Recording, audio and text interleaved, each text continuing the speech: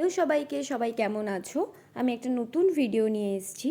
তো তোমরা হয়তো দেখে অনেকে বুঝতে পারবে, আবার অনেকে পারবে না। আমি গেছিলাম মায়ের কাছে, বড় মায়ের কাছে। মা না ডাকলে মায়ের সন্তানরা যেমন মায়ের কাছে যেতে পারে না, আমার ক্ষেত্রেও তাই হয়েছে। আমি বহুবার কাছড়াপাড়া যাই, কিন্তু ওই যে বললাম, মা না টানলে তুমি মায়ের কাছে যেতে পারবে না। হঠাৎ করেই মনে হলো যে বড় মায়ের কাছে যাই। তো যেমন ভাবনা তেমন কাজ। তো আমরা চলে এলাম। বেশিক্ষণ লাগে না, 5-10 মিনিট লাগে কাছড়াপাড়া থেকে নৈহাটি আসতে। তো আমরা চলে এলাম। চলে এসে মায়ের মন্দিরে যখন সামনে এসে দাঁড়াই, দেখি প্রচুর ভক্তদের লাইন। প্রায় আমরা 800 জনের পেছনে দাঁড়িয়েছিলাম। তখন 9:30 মতো বাজে।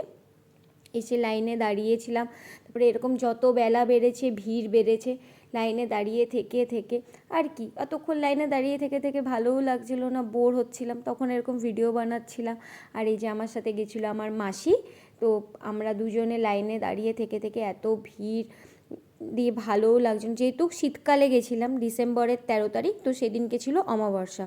তোমাদের সাথে প্রথম যে এক্সপিরিয়েন্সটা শেয়ার করব সেটা হচ্ছে, তোমরা যদি কেউ যাও, মানে এখন আমি যেহেতু গরমে পোস্ট করছি, তো তোমরা শনি মঙ্গলবারও এরকম মোটামুটি ভিড় হয়, বা তোমরা ফাঁকা ডেটে যেতে পারো, তাহলে ভিড়টা একটু কম হবে। তা তোমরা ভালো করে দর্শন করতে পারবে। আর ভিড় বেশি হলে তোমরা দর্শন করতে পারবে না, কারণ সেটাও আমি বলছি তোমাদেরকে। আর এরকম প্রত্যেকে টেবিল সাজিয়ে এরকম ডালা, মায়ের ফুল, ধূপ সমস্ত কিছু বিক্রি করে, তোমরা এনাদের কাছ থেকে নিতে পারবে। মায়ের এরকম ছোট ছোট ফ্রেম বিক্রি হয়, তোমরা সেগুলোও নিতে পারবে। আমি আবার এরকম হেঁটে হেঁটে দেখতে এলাম কতটা লাইন বাকি আছে। তখন দেখছি যে দু সাইডে প্রায় শয়ে শয়ে ভক্তদের লাইন, মানে প্রচুর ভিড়। তখনও দুপুর 3টে 3:30 নাগাদ বাজে। তো এরকম ভিড় দেখে আমি আবার গিয়ে আমার লাইনে দাঁড়ালাম, যে আরও অনেকক্ষণ টাইম লাগবে। দিয়ে এরকম দাঁড়িয়ে থেকে থেকে মাকে শুধু বলছিলাম যে মা, কখন যাব তোমার সামনে।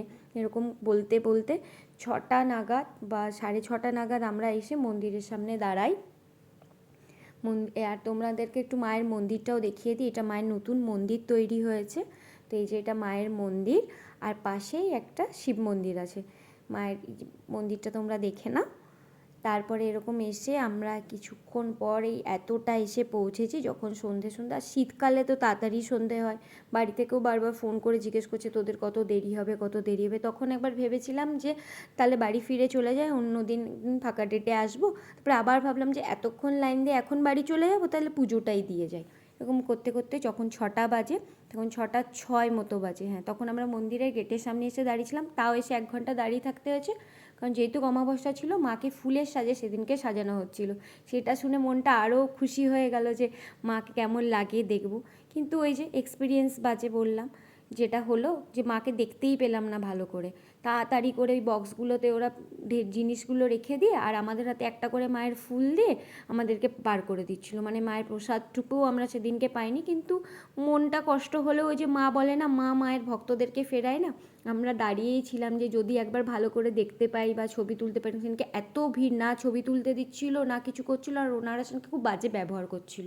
জানি না এটা আর কাদের সাথে হয়েছে, কিন্তু আমাদের সাথে বা আমাদের সাথে সেই দিনকে যারা লাইনে ছিল প্রত্যেকের সাথেই হয়েছে।